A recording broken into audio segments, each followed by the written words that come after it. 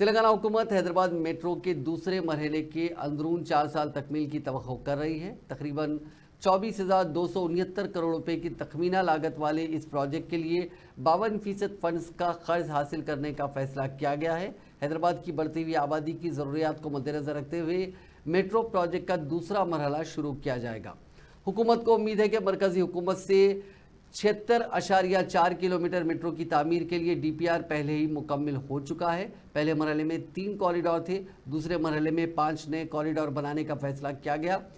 اسی کے حصے کے طور پر ناگور سے شمش آباد ایئرپورٹ تک 36.8 کلومیٹر، رائے درگم سے کوکا پیٹ نیو پولیس تک 11.6 kilometre, M G B S سے چندرائن گٹا تک 7.5 یعنی قریب 7.5 کلومیٹر، میاں پور سے پٹن چیرو تک 13 کلومیٹر اور ایل بی نگر سے حیات نگر تک 7 کلومیٹر روٹ تعمیر کی جائے گی۔